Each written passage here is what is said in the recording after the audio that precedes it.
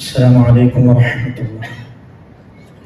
الحمد لله والصلاة والسلام على رسول الله وعلى آله وأصحابه الفائزين برضا الله أما بعد. പ്രിയപ്പെട്ട സഹോദരി സഹോദരങ്ങളെ,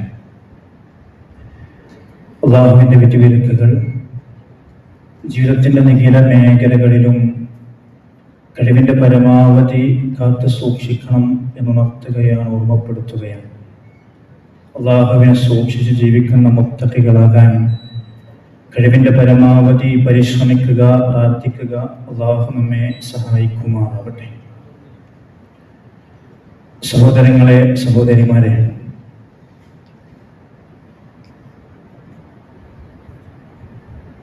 ഒരു ക്ലാസ്സിൽ നമ്മളെല്ലാവരും നമസ്കാരത്തിൻ്റെയും സുജൂദിൻ്റെയും ഒക്കെ പ്രാധാന്യവും പ്രതിഫലവുമെല്ലാം മനസ്സിലാക്കി. ഒരടിമ അള്ളാഹുവിലേക്ക് ഏറ്റവും അടുക്കുന്ന നിമിഷമാണ് അവൻ സുജൂദിലായിരിക്കുന്ന സമയം എന്ന് നമ്മൾ മനസ്സിലാക്കി. അതുകൊണ്ട് തന്നെ സുജൂദിലൂടെ അള്ളാഹുവിലേക്ക് കൂടുതലായി അടുക്കാൻ നമ്മൾ ഓരോരുത്തരും പ്രത്യേകമായി ശ്രദ്ധിക്കേണ്ടതുണ്ട്. ഇൻഷാ അല്ലാഹ് അതുമായി ബന്ധപ്പെട്ട ഒരു തുടർച്ചയാണ് ഇന്നത്തെ സംസാരത്തിലൂടെ ഉദ്ദേശിക്കുന്നത്. അള്ളാഹു സഹായിക്കുമാറാവട്ടെ. നമുക്കറിയാം, ഫിർഔനിന്റെ കൊട്ടാരത്തിലേക്ക് വന്ന ചില മജീഷ്യന്മാർ മൂസ അലൈഹിസ്സലാമുമായി മത്സരിക്കാൻ കടന്നു വരികയാണ്. അവര് ഫിർഔനിനോട് ചോദിക്കുന്നുണ്ട്, വിജയിച്ചാൽ ഞങ്ങൾക്ക് എന്താണ് പ്രതിഫലം? അവരോടായി ഫിർഔൻ പറയുന്നുണ്ട്, വഇന്നകും ലമിനൽ മുഖറബീൻ, എന്റെ സാമീപ്യം നിങ്ങൾക്ക് ലഭിക്കും എന്നാണ്. പണമോ സമ്പത്തോ മറ്റൊന്നും ഓഫർ നൽകുന്നില്ല, മറിച്ച് എന്റെ സാമീപ്യം നിങ്ങൾക്ക് ഞാൻ നൽകും. അതിലവർ തൃപ്തരാവുകയും ചെയ്തു എന്നാണ്. ഒരു വിശ്വാസിയെ സംബന്ധിച്ചിടത്തോളം അള്ളാഹുവിന്റെ സാമീപ്യമാണല്ലോ നമ്മളെല്ലാവരും ആഗ്രഹിക്കുന്നത്. ആ സാമീപ്യം നേടിയെടുക്കാനുള്ള മാർഗവുമാണ് നമ്മൾ പരിചയപ്പെടുത്തിയ സുജൂദ് എന്ന് പറയുന്നത്. മൂസാ നബി അലൈഹിസ്സലാമയോട് മത്സരിക്കുകയും സത്യം എന്താണ് എന്ന് അവർക്ക് ബോധ്യമാവുകയും ചെയ്യുമ്പോൾ വഉൽഖിയ അസ്സഹറതു സാജിദീൻ ഖാലൂ ആമന്നാ ബിറബ്ബിൽ ആലമീൻ, അവർ അല്ലാഹുവിൽ വിശ്വസിക്കുകയും എന്നിട്ട് വഉൽഖിയ അസ്സഹറതു സാജിദീൻ, പരിശുദ്ധ ഖുർആൻ പഠിപ്പിച്ചു, അവർ അല്ലാഹുവിന്റെ മുമ്പിൽ സുജൂദ് ചെയ്തു എന്നതാണ്. ഉടനെ അവർ സുജൂദ് ചെയ്യുകയാണ്. സഹോദരങ്ങളെ, ഫിറഔനിന്റെ സാമീപ്യം അവർ ഉപേക്ഷിക്കുകയും പകരം അള്ളാഹുവിന്റെ സാമീപ്യം അവർ തിരഞ്ഞെടുക്കുകയും ചെയ്തു എന്നർത്ഥം. ജീവിതത്തിൽ അവർ അള്ളാഹുവിന്റെ മുമ്പിൽ ആദ്യമായി ചെയ്യുന്ന സുജൂദ് അതാണ്. ഫിറഔനാകട്ടെ അവരെ വധിച്ചു കളയുകയാണ്. മഹാനായ ഇബ്നു അബ്ബാസ് റളിയല്ലാഹു അൻഹു പറയുന്നുണ്ട്, അന്നേ ദിവസം പ്രഭാതത്തിൽ കാഫിറായിട്ടാണ് അവർ ഉണരുന്നത്, എന്നാൽ പ്രദോഷത്തിലാകട്ടെ ശുഹദാക്കളായിട്ടാണ് അള്ളാഹുവിങ്കലേക്ക് ആ ആളുകൾ മടങ്ങുന്നത് എന്നാണ്. ഇബ്നു ഹിബ്ബാൻ ഉദ്ധരിക്കുന്ന ഒരു ഹദീസിൽ കാണാം, ഒരാൾ നമസ്കാരത്തിനായി നിന്നാൽ ഉത്തിയ ബിദുനൂബിഹി ഫവുദിഅത അലാ റഅസിഹി വആതിഖി, അവന്റെ പാപങ്ങൾ അവന്റെ തലയിലും ചുമലിലുമായി വെക്കപ്പെടും എന്നാണ്. എന്നിട്ട് അവൻ സുജൂദ് ചെയ്യുമ്പോൾ, റുകൂ ചെയ്യുമ്പോൾ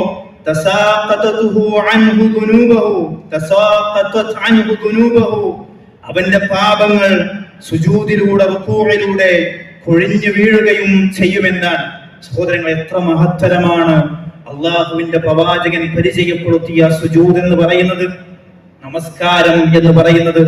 എത്രത്തോളം എന്നാൽ പാപികളായ ആളുകളെ ശിക്ഷിക്കപ്പെടുമ്പോ ഹറമല്ലാഹു അലന്നാരി അൻ തഅകുല അഥറ സുജൂദ്, സുജൂദ് ചെയ്യുന്ന ആ ഭാഗങ്ങൾ അള്ളാഹു നരകത്തിൽ നിഷിദ്ധമാക്കും എന്നാണ്. നമ്മൾ സുജൂദ് ചെയ്യുന്ന നമ്മുടെ ഭാഗങ്ങൾ, അവയവങ്ങൾ അള്ളാഹു നരകത്തിന്റെ തീജ്വാലകളിൽ നിന്ന് അതിൽ നിന്ന് കാത്തു രക്ഷിക്കും എന്ന് പഠിപ്പിക്കുമ്പോൾ ഫിറഔനിനെ അല്ലാഹു നശിപ്പിച്ചപ്പോൾ അവർക്ക് സ്തുതിഗീതങ്ങൾ പാടിയ ഒരുപാട് ആളുകൾ ഉണ്ടായിരുന്നു. അവരെയൊന്നും പിന്നീട് കാണാൻ കഴിഞ്ഞില്ല. ഫമാ ബകത അലൈഹിമുസ് സമാഉ വൽ അർദ് വമാ കാനൂ മുൻദരീൻ. ആകാശവും ഭൂമിയും ആ ഫിറഔനിന് വേണ്ടി ഒരിക്കലും കരഞ്ഞില്ല. ഫിറഔനിന് വേണ്ടി ഒരാളും കരയാനുണ്ടായില്ല. എന്നാൽ നോക്കൂ സഹോദരങ്ങൾ, നിങ്ങൾ ഇമാം തുബറാനി ഇബ്നു അബ്ബാസ് റളിയല്ലാഹു അൻഹുവിന്റെ വാക്കുകൾ ഉദ്ധരിച്ചുകൊണ്ട് പറയുന്നുണ്ട്, ഒരു വിശ്വാസി മരണപ്പെടുമ്പോ, ഒരു വിശ്വാസി ഈ ലോകത്തിൽ നിന്ന് മരണമടയുമ്പോ, ഫഇദാ മാതൽ മുഅ്മിനു ഫഅഅലഖ ബാബഹു മിനസ് സമാ, ആകാശ ലോകത്തു നിന്നുള്ള ഒരു കവാടം കൊട്ടിയടക്കപ്പെടും എന്നാണ്. മാത്രമല്ല ബകാ അലൈഹി, ആ വിശ്വാസിക്ക് വേണ്ടി ആകാശം കരയുമെന്നാണ്. വിശ്വാസി മരിക്കുമ്പോൾ ഉണ്ടാകുന്ന അവസ്ഥയാണ്. ആകാശത്തിൽ നിന്നുള്ള ഒരു കവാടം അടയും. അവന് റിസ്ക് നൽകിയിരുന്ന കവാടമാണത്. അവന്റെ അമലു സ്വാലിഹാത്തുകൾ അല്ലാഹുവിങ്കലേക്ക് ഉയർത്തപ്പെട്ടിരുന്ന കവാടമാണിത്. ആ മനുഷ്യൻ വിട പറയുമ്പോ ആകാശത്തിന്റെ ആ കവാടം അടക്കപ്പെടുകയും ആകാശം അവന് വേണ്ടി കരയുകയും ചെയ്യും. മാത്രമല്ല ഭൂമിയും കരയുകയാണ്. ഇന്നൽ അർള തബ്കി അലൽ മുഅ്മിനി 40 സബാഹ, 40 ദിവസത്തോളം ആ വിശ്വാസിയുടെ മരണത്തിൽ ഭൂമി കരയും, വേദനിക്കും. ബകത അലൈഹി മവാദിഉഹു അല്ലതി കാന യസ്ജുദു അലൈഹാ, അവൻ നിരന്തരം അല്ലാഹുവിന് മുമ്പിൽ സുജൂദ് ചെയ്ത ഇടങ്ങൾ, സ്ഥലങ്ങൾ മുഴുവൻ അവനെ ഓർത്തുകൊണ്ട് ദുഃഖിക്കും എന്നാണ്. സുബ്ഹാനല്ലാഹ്, എത്ര വലിയ പ്രത്യേകതകളാണ് സുജൂദിനുള്ളത് എന്ന് ആലോചിച്ച് നോക്കൂ സഹോദരങ്ങളെ. നാം സുജൂദും നമസ്കാരവും ആ പ്രാധാന്യത്തിൽ നിർവഹിക്കാറുണ്ടോ? നമ്മൾ ആലോചിക്കേണ്ടതുണ്ട്. എന്തെങ്കിലും തിരക്കിനിടയിൽ ഒന്ന് ധൃതിപ്പെട്ട് നിർവഹിക്കും. സൂക്ഷ്മതയില്ലാതെ, ശ്രദ്ധയില്ലാതെ നമ്മൾ നിർവഹിക്കുമ്പോ നമ്മൾ മരണപ്പെട്ടാൽ ഇതുപോലെ ആകാശവും ഭൂമിയും കരയുമോ എന്ന്, നമുക്ക് വേണ്ടി ദുഃഖിക്കുമോ എന്ന് നമ്മൾ ആലോചിക്കേണ്ടതുണ്ട്. അമേരിക്കൻ യൂണിവേഴ്സിറ്റിയിലെ മുസ്ലിം സ്റ്റുഡൻസിന്റെ കോൺഫറൻസ് ഹാളിൽ നമസ്കാരം എന്ന വിഷയത്തെ കുറിച്ച് ചർച്ച ചെയ്യാൻ, സംസാരിക്കാൻ പ്രഗത്ഭനായ ഒരു പണ്ഡിതനെ ഏൽപ്പിക്കുകയാണ്. 10,000-കണക്കിന് ആളുകൾ ആ സംസാരം കേൾക്കുന്നതിന് വേണ്ടി, ശ്രദ്ധിക്കുന്നതിന് വേണ്ടി അവിടെ ഒരുമിച്ച് കൂടുകയാണ്. അതിനിടയിൽ വേദിയിലേക്ക് ധൃതിപ്പെട്ടുകൊണ്ട് ആ മനുഷ്യർ കടന്നു വരുന്നു. സാധാരണയായി ഇല്ലാത്ത പോലെ പോക്കറ്റിൽ നിന്നൊരു കടലാസ് എടുത്തുകൊണ്ട് എന്തൊക്കെയോ വേഗം ധൃതിയിൽ നോക്കി വായിച്ചുകൊണ്ട് അവിടെ നിന്ന് ഇറങ്ങിപ്പോകുന്നു. അദ്ദേഹം പറയാൻ, ഞാൻ ഇന്ന് അല്പം തിരക്കിലാണ്, എനിക്ക് പേഴ്സണലായ ഒരു കാര്യമുണ്ട്, തിരക്കുണ്ട്, അതുകൊണ്ട് ക്ഷമിക്കണം എന്ന് പറഞ്ഞുകൊണ്ട് ഇറങ്ങിപ്പോകുന്നു. വിലപ്പെട്ട വാക്കുകൾ കേൾക്കുന്നതിന് വേണ്ടി വിദൂരങ്ങളിൽ നിന്ന് കടന്നു വന്ന 10,000-കണക്കിന് ആളുകൾ ദേഷ്യത്തോടുകൂടി അങ്ങോട്ടും ഇങ്ങോട്ടും ഇങ്ങനെ തിരിഞ്ഞു നോക്കുന്നു. അവർ പരസ്പരം എന്തൊക്കെയോ പിറുപിറുക്കുന്നുണ്ട്, സംസാരിക്കുന്നുണ്ട്. എന്തൊരു മനുഷ്യനാണ് അദ്ദേഹം. അല്പസമയത്തിന് ശേഷം സ്റ്റേജിലേക്ക് ആ മനുഷ്യൻ കയറി വരുന്നുണ്ട്. എന്നിട്ട് പറഞ്ഞു, കുറച്ചു കഴിഞ്ഞ് അവിടേക്ക് വന്നുകൊണ്ട് ആ മനുഷ്യൻ പറയാ, ഞാൻ ചെയ്തത് ശരിയായില്ല അല്ലേ? നിങ്ങൾക്ക് അത് വേദനയുണ്ടാക്കിയല്ലേ, പ്രയാസമുണ്ടാക്കിയല്ലേ? എന്നിട്ട് പറയുന്ന വാക്കുണ്ട്, എന്നാൽ നമ്മിൽ അധികം ആളുകളും ദിനേന തന്റെ റബ്ബിന്റെ മുമ്പിൽ ചെയ്തുകൊണ്ടിരിക്കുന്നത് ഇതല്ലേ പ്രിയമുള്ളവരെ? അദ്ദേഹം പഠിപ്പിക്കുന്ന വല്ലാത്തൊരു പാഠമാണ്, കനപ്പെട്ട വാക്കുകളാണ്. ഒരുപക്ഷെ അദ്ദേഹം മണിക്കൂറുകളോളം നമസ്കാരത്തെ കുറിച്ച് വാചാലമായി സംസാരിക്കുന്നതിനേക്കാൾ അദ്ദേഹം തുടക്കത്തിൽ കാണിച്ച ആ പാഠമുണ്ടല്ലോ, അത് ആളുകളിൽ വലിയ സ്വാധീനം ചെലുത്തുമെന്നാണ്. നമ്മുടെയൊക്കെ നമസ്കാരത്തിന്റെ അവസ്ഥ എന്താ? ഈ പറയുന്ന ഞാനടക്കം ശ്രദ്ധിക്കേണ്ട വല്ലാത്തൊരു വിഷയമാണ്. തിരക്കിനിടയിൽ ധൃതിപ്പെട്ടുകൊണ്ട് നമ്മൾ പള്ളിയിലേക്ക് വരുന്നു, എന്തൊക്കെയോ ചൊല്ലുന്നു, വേഗത്തിൽ നമ്മൾ വീട്ടിലേക്ക്, നമ്മുടെ കച്ചവട തിരക്കുകളിലേക്ക് മടങ്ങുന്നു. ആ നമസ്കാരത്തിൽ എന്താണ് റബ്ബിനോട് പറഞ്ഞത് നമുക്കറിയുന്നില്ല. എന്തെല്ലാം നടന്നു സംഭവിച്ചു നമുക്ക് ഓർമ്മയില്ല. അങ്ങനെയുള്ള ഒരു അവസ്ഥ നമ്മുടെ നമസ്കാരത്തിൽ ഉണ്ടായിക്കൂടാ. വർഷങ്ങളോളം നമ്മൾ അനുഷ്ഠിക്കുന്ന നമസ്കാരം അടുത്തറിയാൻ, അത് ആസ്വദിക്കാൻ നമുക്ക് ഓരോരുത്തർക്കും സാധ്യമായിട്ടുണ്ടോ? ആസ്വദിച്ചുകൊണ്ട്, മനസ്സറിഞ്ഞുകൊണ്ട് ഏതെങ്കിലും ഒരു വക്ത് കൃത്യതയോടെ നിർവഹിക്കാൻ എനിക്കും നിങ്ങൾക്കും സാധ്യമായിട്ടുണ്ടോ? ചെറുപ്പത്തിൽ അറിവില്ലാത്തതിന്റെ പേരിൽ നമ്മൾ എന്തൊക്കെയോ കാട്ടിക്കൂട്ടിയിട്ടുണ്ട്. പക്ഷേ മുതിർന്നവരായപ്പോൾ കൂടുതൽ അറിയാനും പഠിക്കാനും അർത്ഥതലങ്ങൾ മനസ്സിലാക്കാനും നമ്മൾ ശ്രമിച്ചിട്ടുണ്ടോ? ചെറുപ്പത്തിൽ ഭക്ഷണം കഴിക്കുമ്പോ കിട്ടിയതെല്ലാം നമ്മൾ വാരി വലിച്ച് കഴിക്കാറുണ്ട്. അത് തന്റെ ശരീരത്തിന് കേടുണ്ടാക്കുമോ എന്ന് പോലും നമ്മൾ ചിന്തിക്കാറില്ല. അതിന്റെ രുചിയാണ് നമ്മൾ പരിഗണിക്കാറുള്ളത്. പക്ഷെ 30-40 വയസ്സ് കഴിയുമ്പോ നമ്മൾ ആരോഗ്യത്തിന് പ്രാധാന്യം കൊടുക്കാറ്. ആ ഭക്ഷണം എന്റെ ശരീരത്തിൽ വല്ല പ്രയാസവും സൃഷ്ടിക്കുമോ? ഹെൽത്തിയായ ഫുഡാണ് നമ്മൾ പരിഗണിക്കാറുള്ളത്.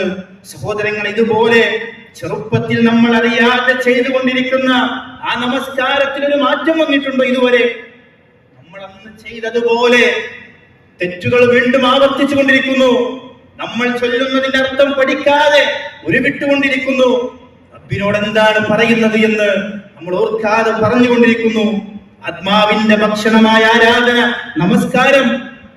ആ നമസ്കാരത്തിൽ സൂറത്തുൽ ഫാത്തിഹ റബ്ബിന്റെ മുമ്പിൽ പാരായണം ചെയ്യുമ്പോൾ ആ ഫാത്തിഹയുടെ അർത്ഥം, ആശയമെങ്കിലും പഠിക്കാൻ നമ്മൾ ആരെങ്കിലും ശ്രമിച്ചിട്ടുണ്ടോ? സഹോദരങ്ങളെ, നമുക്ക് നമസ്കാരത്തിൽ എത്ര സൂക്ഷ്മതയുണ്ടോ അത്രമേൽ നമസ്കാരം നമുക്ക് ആസ്വാദ്യകരമായി മാറുമെന്ന് നബി സല്ലല്ലാഹു അലൈഹി വസല്ലമയുടെ ജീവിതം നമ്മളൊന്ന് പരിശോധിച്ചു നോക്കൂ. ഹിറാ ഗുഹയിൽ നിന്ന് വഹിയുമായി പ്രവാചകൻ സല്ലല്ലാഹു അലൈഹി വസല്ലമ വേദനയോടെ അസ്വസ്ഥനായിക്കൊണ്ട് വീട്ടിലേക്ക് മടങ്ങി വരുന്ന രംഗമുണ്ട്. നമുക്കറിയാം, വിശദീകരിക്കുകയല്ല. അവിടെ പ്രവാചകൻ സല്ലല്ലാഹു അലൈഹി വസല്ലമക്ക് ഖദീജ റളിയല്ലാഹു അൻഹ ആശ്വാസം നൽകുന്നുണ്ട്, പ്രവാചകനെ പുതപ്പിക്കുന്നുണ്ട്. നബി സല്ലല്ലാഹു അലൈഹി വസല്ലമ ആശ്വസിക്കുന്നുണ്ട്, കിടക്കുന്നുണ്ട്. അവിടെ പരിശുദ്ധ ഖുർആനിലെ വചനങ്ങൾ ഇറങ്ങുന്നുണ്ട്. ആ വചനങ്ങളിൽ പ്രവാചകൻ സല്ലല്ലാഹു അലൈഹി വസല്ലമയുടെ വേദനിച്ച മനസ്സിന് ആശ്വാസമായി പറയുന്ന ഒന്ന്, ഖുമിൽ ലൈല ഇല്ലാ ഖലീലാ, പ്രവാചകരെ എഴുന്നേൽക്കണം, എന്നിട്ട് നമസ്കരിക്കണം. ആ നമസ്കാരം പ്രവാചകരെ അങ്ങേക്ക് ഒരു ഊർജം നൽകും, ഒരാശ്വാസം നൽകും, സമാധാനം, കരുത്തു നൽകും എന്നാണ്. ആമുൽ ഹുസ്ൻ എന്താണ് എന്ന് നമുക്കറിയാം. പ്രവാചകൻ ഏറെ ഇഷ്ടപ്പെട്ട ഭാര്യയായ ഖദീജ ബിബി റളിയല്ലാഹു അൻഹ വിട പറഞ്ഞ വർഷമാണ്. അബൂ ത്വാലിബ്, പ്രവാചകനെ സംരക്ഷിച്ച അബൂ ത്വാലിബ് വിട പറഞ്ഞു. നബി സല്ലല്ലാഹു അലൈഹി വസല്ലമക്ക് ആ രണ്ടുപേരുടെയും മരണം വല്ലാതെ വേദന സൃഷ്ടിച്ചു. നബി സല്ലല്ലാഹു അലൈഹി വസല്ലമ ശേഷം ആശ്വാസത്തിന് വേണ്ടി, സമാധാനത്തിന് വേണ്ടി ത്വായിഫിലേക്ക് കടന്നു പോകുന്ന രംഗമുണ്ട്. അവിടെയും പ്രവാചകന് പീഡനങ്ങളും മർദ്ദനങ്ങളും മാത്രമാണ് നേരിടേണ്ടി വന്നത് എന്ന് നമുക്കറിയാം. സഹോദരങ്ങളെ, സൂചിപ്പിക്കുന്നത് അതിനുശേഷമാണ് ഇസ്റാഉം മിഅ്റാജും ഉണ്ടാകുന്നത്. അവിടെ അല്ലാഹു സുബ്ഹാനഹു വ തആല പ്രവാചകന് ആശ്വാസമായി നൽകുന്ന വലിയൊരു ഗിഫ്റ്റ് ഉണ്ട്. ആ ഗിഫ്റ്റ് എന്താ? അത് നമസ്കാരമാണ്. നമസ്കാരമാകുന്ന ഗിഫ്റ്റാണ്. അവിടെയാണ് തന്റെ അടിമക്ക് അല്ലാഹു സുബ്ഹാനഹു വ തആല 5 വക്ത് ഫർദ് നമസ്കാരമാക്കിയത്, നിർബന്ധമാക്കിയത്. നബി സല്ലല്ലാഹു അലൈഹി വസല്ലമക്ക് ലഭിച്ച വലിയൊരു ആശ്വാസം, ഗിഫ്റ്റ് ആയിരുന്നു നമസ്കാരം എന്ന് പറയുന്നത്. അബ്ദുള്ള എന്ന് പറയുന്ന മകൻ വിട പറയുമ്പോ നബി സല്ലല്ലാഹു അലൈഹി വസല്ലമക്ക് അതൊരിക്കലും താങ്ങാൻ കഴിയുമായിരുന്നില്ല. പ്രവാചകന്റെ കണ്ണുകൾ ഈർന്നണിയുന്നു, അവിടുന്ന് വിതുമ്പുന്നു. അബൂലഹബാകട്ടെ, കുടുംബത്തിൽപ്പെട്ട അബൂലഹബ്, പ്രവാചകൻ കരയുമ്പോഴും വേദനിക്കുമ്പോഴും നബി സല്ലല്ലാഹു അലൈഹി വസല്ലമയുടെ ആ വിഷമത്തെ, വേദനയെ ആഘോഷമാക്കി മാറ്റുകയാണ്, സദ്യ വിളമ്പുകയാണ്, അദ്ദേഹം സന്തോഷിക്കുകയാണ്. നമുക്കറിയാം സാഹചര്യം. വിശുദ്ധ ഖുർആനിലെ സൂറത്തുൽ കൗസർ അവതീർണമാവുകയാണ്. പ്രവാചകൻ സല്ലല്ലാഹു അലൈഹി വസല്ലമക്ക് ആശ്വാസമായി അല്ലാഹുവിന്റെ ഖുർആൻ പരിചയപ്പെടുത്തിയത്, പ്രവാചകരെ ഫസ്വല്ലി ലിറബ്ബിക വൻഹർ, നീ നമസ്കരിക്കണം. നമസ്കാരം നിനക്ക് ഏതു വേദനകൾക്കും മരുന്നാണ്, ആശ്വാസമാണ് എന്നതാണ്. ജീവിതത്തിൽ അഭിമുഖീകരിക്കുന്ന ഏത് പ്രതിസന്ധികൾക്കിടയിലും, വേദനകൾക്കിടയിലും 2 റക്അത്ത് അല്ലാഹുവിന്റെ മുമ്പിൽ നമസ്കരിക്കുമ്പോൾ ലഭിക്കുന്ന വല്ലാത്തൊരു അനുഭൂതിയുണ്ട്, വല്ലാത്തൊരു ആശ്വാസമുണ്ട്. അതുകൊണ്ട് ഖുർആൻ പഠിപ്പിച്ചത് വസ്തഈനു ബിസ്സബ്രി വസ്സലാ, നമസ്കാരത്തിലൂടെ നീ അല്ലാഹുവിനെ തേടുക, അല്ലാഹുവിലേക്ക് അടുക്കുക എന്നാണ്. നബി സല്ലല്ലാഹു അലൈഹി വസല്ലമ തന്റെ ഭാരങ്ങൾ അല്ലാഹുവിന്റെ മുമ്പിൽ ഇറക്കി വെക്കുമായിരുന്നു. അവിടെ പ്രവാചകൻ ആശ്വാസം കണ്ടെത്താൻ കഴിയുമായിരുന്നു. സഹോദരങ്ങളെ, ആ ഭാരം ഇറക്കി വെക്കാനുള്ള നമസ്കാരം തന്നെ നമുക്ക് വലിയ ഭാരമായി മാറുന്നുവെങ്കിൽ എങ്ങനെയാണ് നമസ്കാരത്തിലൂടെ നമുക്ക് ഒരു അനുഭൂതിയും ആശ്വാസവും നുകരാൻ കഴിയുക? നമസ്കാരം ഭാരിച്ചതായി വലിയ പ്രയാസമായി മാറുന്നത് നമസ്കാരത്തിൽ സൂക്ഷ്മത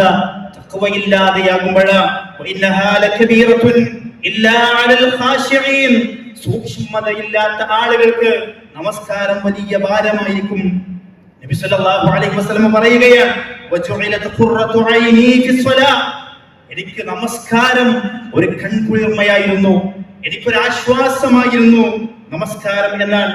വേദനിക്കുമ്പോ പ്രയാസപ്പെടുമ്പോ നബി സല്ലല്ലാഹു അലൈഹി വസല്ലമ വേഗം നമസ്കരിക്കും, അവിടുന്ന് സുജൂദ് ചെയ്യും എന്നാണ്. ആ നിലക്ക് പ്രയാസപ്പെടുന്ന സമയത്ത് സുജൂദിലൂടെ, നമസ്കാരത്തിലൂടെ ഒരു ആശ്വാസം കണ്ടെത്താൻ നമുക്കും സാധ്യമാകേണ്ടതുണ്ട്. നബി സല്ലല്ലാഹു അലൈഹി വസല്ലമ മരണപ്പെട്ടതിന് ശേഷം മഹാനായ ഇബ്നു ഉമർ റളിയല്ലാഹു അൻഹുവിനെ പോലെയുള്ളവർ ആയിഷ റളിയല്ലാഹു അൻഹയുടെ അരികിലേക്ക് കടന്നു വന്നുകൊണ്ട് ചോദിക്കുന്നുണ്ട്, നബിയുടെ കൂടെ ഒരുപാട് താങ്കൾ ഉണ്ടായിരുന്നുവല്ലോ, ഏറ്റവും മധുരമുള്ള ഓർമ്മ അനുഭവം പങ്കുവെക്കാമോ? ആയിഷ റളിയല്ലാഹു അൻഹ പറയുന്നുണ്ട്, എന്റെ പ്രവാചകൻ സല്ലല്ലാഹു അലൈഹി വസല്ലമയുടെ കൂടെയുള്ള നിമിഷങ്ങളെല്ലാം എനിക്ക് വല്ലാത്ത സന്തോഷമായിരുന്നു. ഇത് പറയുമ്പോ ആയിഷ റളിയല്ലാഹു അൻഹയുടെ കണ്ണുകൾ ഈറനണിയുന്നുണ്ട്. എന്നിട്ടൊരു അനുഭവം പറയുന്നുണ്ട്, ഒരിക്കൽ റസൂലുള്ളാഹി സ്വല്ലല്ലാഹു അലൈഹി വസല്ലമ എന്റെ കൂടെ ഉണ്ടായിരുന്ന, എന്റെ കൂടെയാകേണ്ടിയിരുന്ന ദിവസം എന്നോട് പ്രവാചകൻ നമസ്കാരത്തിന് വേണ്ടി അനുവാദം ചോദിക്കുന്നു. ചോദിക്കേണ്ട ആവശ്യമില്ല, എങ്കിലും പ്രവാചകന്റെ ആ മാന്യത നിങ്ങൾ പരിശോധിച്ചു നോക്കൂ. ആയിഷ റളിയല്ലാഹു അൻഹയോട് നമസ്കാരത്തിനായി ചോദിക്കുന്നു. ആയിഷ ബീവി പറയുന്നുണ്ട്, ഇന്നി ഉഹിബ്ബു ഖുർബക, പ്രവാചകരെ അങ്ങയുടെ സാമീപ്യമാണ് ഞാൻ ആഗ്രഹിക്കുന്നത്, പക്ഷേ വലാകിന്നി ഉഹിബ്ബു ലിമാ തുഹിബ്ബുക, അങ്ങയുടെ ഇഷ്ടമാണ് എന്റെ ഇഷ്ടം. നബി സല്ലല്ലാഹു അലൈഹി വസല്ലമ അവിടുന്ന് നമസ്കരിക്കുകയാണ്. വിശുദ്ധ ഖുർആനിലെ പല വചനങ്ങളും പ്രവാചകൻ സല്ലല്ലാഹു അലൈഹി വസല്ലമ രാത്രിയിൽ അവതീർണമാകുന്നു. പ്രവാചകൻ സല്ലല്ലാഹു അലൈഹി വസല്ലമ കരഞ്ഞുകൊണ്ട്, വേദനിച്ചുകൊണ്ട് നമസ്കരിക്കുന്നു. ആ നമസ്കാരത്തിന്റെ രൂപമാണ് ആയിഷ ബീവി റളിയല്ലാഹു അൻഹ പറയുന്നത്. അത്രമേൽ പ്രവാചകന് ആ നമസ്കാരം സ്വാധീനിച്ചിരുന്നു എങ്കിൽ നമ്മുടെ നമസ്കാരവുമായി നമ്മളൊന്ന് താരതമ്യം ചെയ്യേണ്ടതുണ്ട്. നമ്മളൊക്കെ കടമ തീർക്കുന്നത് പോലെയാണ് നമസ്കരിച്ചു പോകാറുള്ളത്. മുഅ്മിനിനെ പരിചയപ്പെടുത്തിക്കൊണ്ട് ഖുർആൻ പറഞ്ഞതെന്താ? വിജയിച്ച മുഅ്മിനിന്റെ ഓരോ ഗുണങ്ങളും എണ്ണി പറയുന്നിടത്ത് രണ്ടാമത്തെ വചനത്തിലൂടെ അല്ലാഹു പറഞ്ഞത് അല്ലദീന ഹും ഫീ സ്വലാത്തിഹിം ഖാശിഊൻ, നമസ്കാരത്തിൽ ഭയഭക്തിയുള്ളവരായിരിക്കും അവർ എന്ന.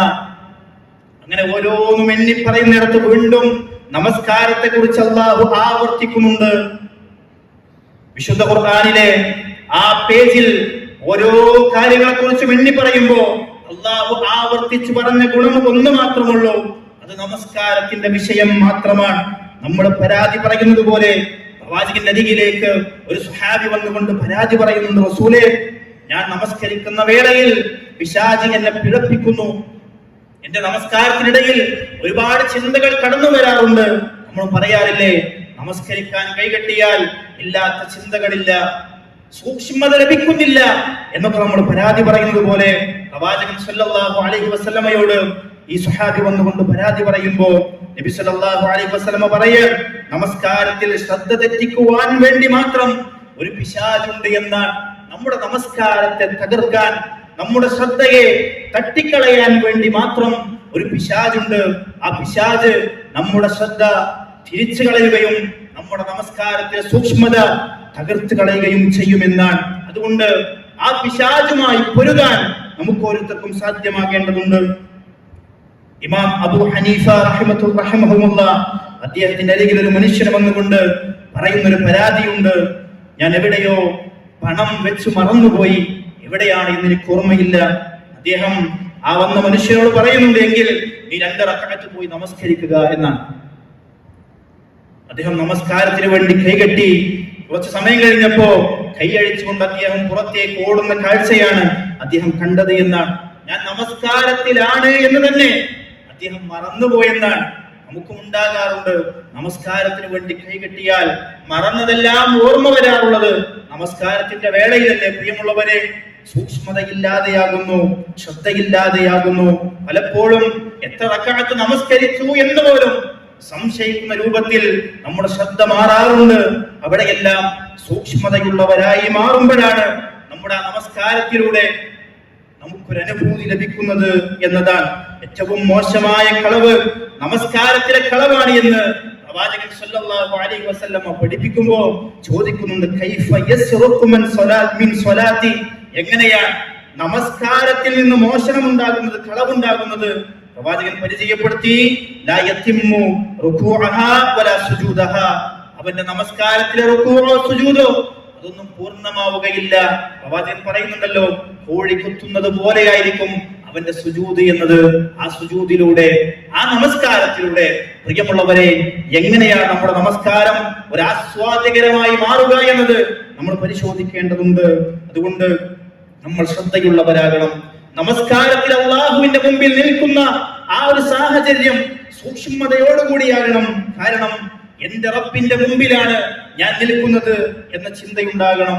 ഏറ്റവും പ്രധാനപ്പെട്ട ആളുകൾക്ക് മുമ്പിൽ നിൽക്കുമ്പോൾ നമ്മൾ വളരെ ശ്രദ്ധയോടുകൂടിയാണ് സംവദിക്കാറുള്ളത്, ശ്രദ്ധയോടുകൂടിയാണ് നമ്മൾ ഇടപെടാറുള്ളത്.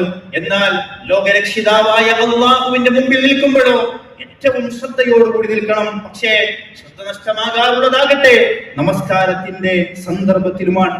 ഒരേ പള്ളിയിൽ ഒരേ സ്ഥലത്ത് ഒരുമിച്ച് നിന്ന് നമസ്കരിച്ച ആളുകൾക്കിടയിൽ പല കൂലിയാണ്, പല പ്രതിഫലമാണ്. എന്തേ? നമ്മുടെ നമസ്കാരത്തിനനുസരിച്ച് കൊണ്ടാണ്. ചില ആളുകൾ പൂർണ്ണമായി നമസ്കാരത്തിന്റെ പ്രതിഫലം നേടിയെടുക്കും, ചില ആളുകൾ 10-1, ചില ആളുകൾ 9-1 ഭാഗം, 8-1 ഭാഗം, 3-1. ചില ആളുകളാകട്ടെ എങ്ങനെയാണോ വന്നത് അതുപോലെ ഒന്നും നേടാതെ സീറോയായി മടങ്ങുമെന്നാണ് നബി സല്ലല്ലാഹു അലൈഹി വസല്ലം പറഞ്ഞില്ലേ, കമ്മിൻ ഖായിമിൻ ലൈസ ലഹു മിൻ ഖിയാമിഹി ഇല്ല സഹർ. ചില നമസ്കാരക്കാരുണ്ട്, അവർ നമസ്കരിച്ചു എന്നല്ലാതെ അവർക്ക് ഉറക്കം നഷ്ടമായി യാതൊരു പ്രതിഫലവും നേടിയെടുക്കാൻ കഴിയാത്ത ആളുകളെ പരിചയപ്പെടുത്തുമ്പോൾ നമ്മൾ അതിൽ ഉൾപ്പെടാതിരിക്കാൻ ശ്രദ്ധിക്കണം. ഒരാൾ പള്ളിയിൽ വെച്ച് നമസ്കരിച്ചു, നബി സല്ലല്ലാഹു അലൈഹി വസല്ലമ ആ മനുഷ്യനെ കാണുകയാണ്. അദ്ദേഹം പ്രവാചകന്റെ അരികിൽ വന്നുകൊണ്ട് സലാം പറഞ്ഞു. ഉടനെ പ്രവാചകൻ സലാം അടക്കിയിട്ട് പറയുന്നുണ്ട്, ഫർജിഅ ഫസല്ലി ഫഇന്നക ലം തുസല്ലി, നീ നമസ്കരിക്കുക വേണ്ടും, കാരണം നീ നമസ്കരിച്ചിട്ടില്ല. നമസ്കരിച്ചു വന്ന മനുഷ്യനോടാണ് പ്രവാചകൻ സല്ലല്ലാഹു അലൈഹി വസല്ലമ വീണ്ടും നമസ്കരിക്കാൻ പ്രതികരിക്കുന്നത് എന്നാണ്. ആ മനുഷ്യൻ രണ്ടാമത് നമസ്കരിച്ചു, പ്രവാചകന്റെ അരികിലേക്ക് വന്നു. വീണ്ടും പ്രവാചകൻ പ്രതികരിക്കുന്നത്, ഫർജിഅ ഫസല്ലി ഫഇന്നക ലം തുസല്ലി, പോയി നമസ്കരിക്കണം, വീണ്ടും നമസ്കരിക്കണം, കാരണം നീ നമസ്കരിച്ചിട്ടില്ല. ഇതിങ്ങനെ ആവർത്തിച്ചു കൊണ്ടിരിക്കുന്നു. അദ്ദേഹം പറഞ്ഞു, റസൂലേ, ഞാൻ ഇങ്ങനെയാണ് നമസ്കരിക്കാറുള്ളത്, ഇതിനപ്പുറം എനിക്കറിയില്ല. അള്ളാഹുവിന്റെ പ്രവാചകൻ സല്ലല്ലാഹു അലൈഹി വസല്ലമ ആ മനുഷ്യനെ കൃത്യമായി നമസ്കാരത്തിന്റെ രൂപം പഠിപ്പിച്ചു കൊടുത്തു എന്നതാണ്. സഹോദരങ്ങളെ, നമ്മുടെയൊക്കെ നമസ്കാരം പ്രവാചകൻ കണ്ടിരുന്നുവെങ്കിൽ എത്ര തവണ നമസ്കരിപ്പിക്കും എന്ന് നമ്മൾ ആലോചിക്കുക. വിലയിരുത്തുന്നതിന് വേണ്ടിയാണ്. ആ നിലക്ക് പ്രവാചകൻ പഠിപ്പിച്ചതുപോലെ കൃത്യതയോടുകൂടി നിർവഹിക്കാൻ എനിക്കും നിങ്ങൾക്കും സാധ്യമാകേണ്ടതുണ്ട്. വീഴ്ചകൾ ഉണ്ടാകാം, മനുഷ്യരാണ്. അള്ളാഹുവിനോട് നമ്മൾ പശ്ചാത്തപിച്ച് മടങ്ങുക, അള്ളാഹുവിലേക്ക് കൂടുതലായി എടുക്കുക. നമസ്കാരം പ്രവാചകൻ പഠിപ്പിച്ചതുപോലെ കൃത്യതയോടെ സൂക്ഷ്മതയോടുകൂടി നിർവഹിക്കുക. അല്ലാഹു സുബ്ഹാനഹു വ തആല നമ്മെ അനുഗ്രഹിക്കുമാറാകട്ടെ. അല്ലാഹുവേ, ഈ പരിശുദ്ധ റമദാനിലെ നമസ്കാരം, നോമ്പ്, സദഖകൾ, ഖുർആൻ പാരായണം എല്ലാം നീ ഞങ്ങളിൽ നിന്നും സ്വീകരിക്കണമേ. اللهم اغفر للمؤمنين والمؤمنات والمسلمين والمسلمات الأحياء منهم والأموات إنك مجيب الدعوات يا قاضي الحاجات. اللهم اعز الإسلام والمسلمين وأذل الشرك والمشركين. ربنا هب لنا من أزواجنا وذرياتنا قرة أعين واجعلنا للمتقين إماما. اللهم حاسبنا حسابا يسيرا. ربنا تقبل منا إنك أنت السميع العليم وتب علينا إنك أنت التواب الرحيم. واغفر لنا يا غافر المذنبين وارحمنا يا أرحم الراحمين. والسلام عليكم ورحمة الله وبركاته.